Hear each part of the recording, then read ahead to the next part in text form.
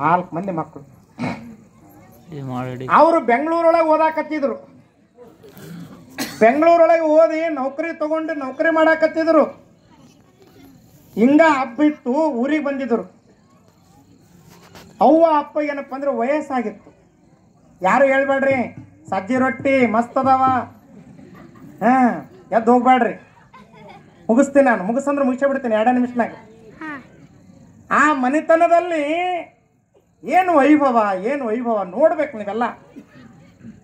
ಮಕ್ಕಳು ಬಂದಿದ್ರಲ್ಲ, ವಯಸ್ಸಾದ ತಂದೆ ತಾಯಿ ಮಕ್ಕಳಿಗೆ ಹೇಳ್ತಾರೆ, ಯಪ್ಪ ನಮ್ದರ ಮುಗ್ದದ. ನಮ್ಮ ಮನೆಗೆ ಏನಪ್ಪ ಅಂದ್ರೆ ಎಲ್ಲ ಮಹಾತ್ಮರು ಬರ್ತಾರ, ಅತಿಥಿಗಳು ಬರ್ತಾರ. ನಮ್ಮ ಮನೆಯೊಳಗೆ ಏನಪ್ಪ ಅಂದ್ರೆ ದಾನ ಧರ್ಮ, ಮನೆಯೊಳಗೆ ಏನಪ್ಪ ಅಂದ್ರೆ ದಿನನಿತ್ಯ ತಾಯಿ ಪೂಜಾ ಆಗಬೇಕು 4 ಗಂಟೆಗೆ. ಅದಕ್ಕೆ ಹೆಣ್ಮಕ್ಳು ಬೇಕಪ್ಪ, ನಮ್ದು ವಯಸ್ಸಾಗ್ಯದ ಅಂದ್ರೆ. ಅದಕ್ಕೆ ನಿಮಗೆಲ್ಲ ಜವಾಬ್ದಾರಿ ಬಂದದ, ನೌಕರಿ ತಗೊಂಡಿರಿ, ಸರ್ಕಾರಿ ನೌಕರಿನೇ ಐತಿ ನಿಮಗೆ, ಚಲೋ ಹೆಣ್ಮಕ್ಳು ಅದಾರಂತ ಸುತ್ತಮುತ್ತ ಹಳ್ಳ್ಯಾಗ. ಅದಕ್ಕೆ ನಿಮಗೆ ಕನ್ಯಾ ತೆಗೆದು ಮದುವೆ ಮಾಡ್ಬೇಕಂತ ಮಾಡಿ ಒಂದು ವೇಳೆ.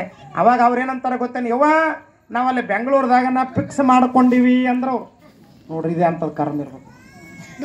ಅಲ್ಲೋ ಆ ಬೆಂಗಳೂರು ಮಂದಿ ಇಲ್ಲಿ ಹಳ್ಳೆ ಹೆಂಗ್ ನಡೀತಾರ ಅವರು, ಇಲ್ಲ ಅಲ್ಲೆಲ್ಲ ನೋಡಿ ನಾವು ಅಂದ್ರು. ಆ ತಾಯಿ ಸಣ್ಣ ಮಗನಿಗೆ ಕೈ ಮುದಳಿ, ಯಪ್ಪ ಮಗನ ಈ ಮನೆ ಸ್ವರ್ಗ ಆಗ್ಯದ, 3 ತಲೆಮಾರುಗಳಿಂದ ಮಾಮನೆ ಆಗ್ಯದ. ಈ ಮನೆಯೊಳಗೆ ಸಂಸ್ಕಾರ ತುಂಬಬೇಕು. ಈ ಮನೆಯೊಳಗೆ ಅತಿಥಿ ದೇವೋಭವ ಅನ್ನುವಂಥ ಸಂಸ್ಕಾರ ಐತಿ. ಈ ಮನೆಗೆ ಗುರುಗಳು ಬರ್ತಾರ, ಸತ್ಯ ಶರಣರು ಬರ್ತಾರ.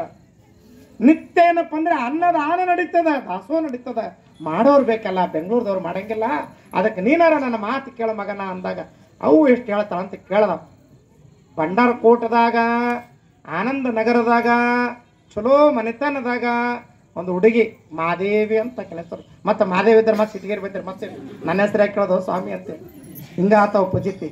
ಯಾವ್ದಾರ ಒಂದು ಹೆಸರು ಹೇಳ್ಬೇಕಲ್ಲ ನಾವು. ಆ ಮಾದೇವಿ ಅನ್ನುವಂಥ ಹುಡುಗಿ ತೆಗೆದು ಗುರುಲಿಂಗ ಜಂಗಮರ ಸಾಕ್ಷಿಯಾಗಿ ಇವರು ಮದುವೆ ಮಾಡಿದರು. ಅವರಲ್ಲಿ ರಿಜಿಸ್ಟರ್ ಮ್ಯಾರೇಜ್ ಮಾಡ್ಕೊಂಡು ಬಂದರು.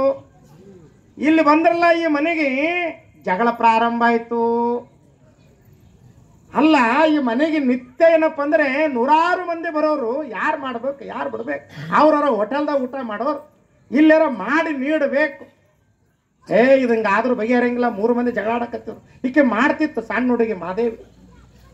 ಸ್ವರ್ಗ ಆಗಿತ್ತು ಮಾದೇವಿಗೆ. ಎಂಥ ಮನೆತನಕ್ಕೆ ಬಂದೆಲ್ಲ, ಎಂಥ ಗುರುಗಳ ದರ್ಶನ ಆಗ್ತದ, ಮಹಾತ್ಮರ ದರ್ಶನ ಆಗ್ತದ. ಇಂಥ ಮಹಾತ್ಮರ ಸೇವೆ ಮಾಡುವಂಥ ಭಾಗ್ಯ ಸಿಕ್ತಲ್ಲ ಅಂತ ತಿಳ್ಕೊಂಡು ಈ ಸಣ್ಣ ಹುಡುಗಿ ಮಾದೇವಿ ಆನಂದ ಪಟ್ರ. ಅವ್ರು 3 ಮಂದಿ ಏನಪ್ಪ ಅಂದ್ರೆ ಸಂಸ್ಕಾರ ಇಲ್ಲದವ್ರು ಏನಪ್ಪ ಅಂದ್ರೆ ಜಗಳ ತೆಗೆದ್ರು. ಯಾವ ಮನೆಯೊಳಗೆ ಕಿರಿಕಿರಿ ಇರ್ತದ, ಯಾರ ಮನೆಯೊಳಗೆ ಏನಪ್ಪ ಅಂದ್ರೆ ಜಗಳ ಇರ್ತದ, ಆ ಮನೆಯೊಳಗೆ ಲಕ್ಷ್ಮಿ ನಿಲ್ಲಂಗಿಲ್ಲ. ಗೊತ್ತಿರ್ಲಿ ಮಗ, ನಿಮ್ಮ ಮನ್ಯಾಗ ಯಾರಾದ್ರೂ ಕಿರಿಕಿರಿ ಮಾಡ್ತೀರಪ್ಪ ಅಂದ್ರೆ ಇವತ್ತೇ ಕಿರಿಕಿರಿ ಬಂದ್ ಮಾಡ್ರಿ. ಕಿರಿಕಿರಿ ಒಳ್ಳೇದಲ್ಲ. ಅವಾಗ ಅವ್ರಿಬ್ಬರು 3 ಜಗಳಾಡಕತ್ತಿದ್ರು. ಜಗಳಾಡಿ ಹೇಳಿದ್ರು, ನೋಡ್ರಿ ಈ ಮನ್ಯಾಗ ನಾವು ಇರಂಗಿಲ್ಲ, ನಮಗೆ ಏನೇನು ಬರ್ತದ ಪಾಲು ಹಂಚಿಗೆ ಆಗಬೇಕು. 3 ತಲೆಮಾರುಗಳಿಂದ ನಡೆದ ಮನಿತನ ಅಂದಿರಿ ನೀವು. ಅಪಾರವಾದ ಸಂಪತ್ತೈತಿ, ಎಲ್ಲ ತಗೊಂಡು ಬೆಂಗಳೂರಿಗೆ ಹೋಗೋಣ ಮಾರ್ಕೊಂಡಂದ್ರು. ಮುಂಜಾನೆ ಜಗಳ ತೆಗೆದು ಅಪ್ಪ ಹೇಳಿದ್ರು, ನೋಡಪ್ಪ ನಮ್ಮ ಆಸ್ತಿ ನಮಗೆ ಕೊಟ್ಟು ಬಿಡು ಅಂದ್ರು. ಏನ್ ಮಾಡೋದು ಚಿಂತೆ ಮಾಡ್ಕೊಂತ ಮಲ್ಕೊಂಡು ಹೆಂಗ್ ಮಾಡ್ಬೇಕು. 3 ತಲೆಮಾರುಗಳಿಂದ ಒಂದಾದ ಮನಿತನ ಇವತ್ತು ಭಾಗ ಆಗ್ಲಿಕ್ಕತ್ತದಲ್ಲ, ನನ್ನ ತಲೆ ಮೇಲೆ ಭಾಗ ಆಗ್ಲಿಕ್ಕತ್ತಲ್ಲ ಅಂತ ತಿಳ್ಕೊಂಡು ಮುದುಕ ಚಿಂತೆ ಮಾಡ್ಕೊಂತ ಮಲ್ಕೊಂಡಿದ್ದ. ರಾತ್ರಿ 1 ಗಂಟೆ ಆಗಿತ್ತು. ಲಕ್ಷ್ಮಿ ಬಂದಳು, ಯಜಮಾನಗೆ ಬಡದಳು. ಹೇಳು ಯಜಮಾನ, ಯಾರು ನೀನು? 3 ತಲೆಮಾರುಗಳಿಂದ ಯಾವ ಈ ಮನೆತನವನ್ನು ಸ್ವರ್ಗ ಮಾಡಿದ್ದೆ, ಯಾರು ಈ ಮನೆಗೇನಪ್ಪ ಅಂದ್ರೆ ಗುರುಲಿಂಗ ಜಂಗಮರು ಬರ್ತಿದ್ರು, ನಿತ್ಯ ಅನುಭಾವಿಗಳು ಬರ್ತಿದ್ರು, ನಿತ್ಯ ಏನಪ್ಪ ಅಂದ್ರೆ ಮಹಾತ್ಮರು ಬರ್ತಿದ್ರು. ಈ ಮನೆ ಸ್ವರ್ಗ ಆಗಿತ್ತಲ್ಲ, ಇದು ಯಾರಿಂದ ಆಗಿತ್ತು ಗೊತ್ತೇನು? ನನ್ನಿಂದ ಆಗಿತ್ತು. ಯಾಕಂದ್ರೆ ಇಲ್ಲಿವರೆಗೆ ನನಗೆ ಕಿಮ್ಮತ್ತು ಕೊಡೋರಿದ್ರು ಈ ಮನೆ. ಇವತ್ತ ಮನೆ ಕಿರಿಕಿರಿ ನಡೆದದ. ಬಂದ ಯಾರು ಗುರುಗಳು ಬರಲಾಗ್ಯಾರ ಕಿರಿಕಿರಿ ಸಲುವಾಗಿ. ಈ ಮನ್ಯಾಗ ದಾನ ಧರ್ಮ ನಡೆಯಲಾಗ್ಯದ. ಯಾವ ಮನ್ಯಾಗ ದಾನ ಧರ್ಮ ಇರಂಗಿಲ್ಲ, ಯಾವ ಮನ್ಯಾಗ ಸಂಸ್ಕಾರ ಇರಂಗಿಲ್ಲ, ಯಾವ ಮನ್ಯಾಗ ಕಿರಿಕಿರಿ ಇರ್ತದ ಅಂತಲ್ಲ ಇರಂಗಿಲ್ಲ. ಅದಕ್ಕೆ ಮನೆ ಬಿಟ್ಟು ಹೋಗ್ಲಿಕ್ಕತ್ತೀನಿ. ಹಂಗ ಹೋಗಂಗಿಲ್ಲ.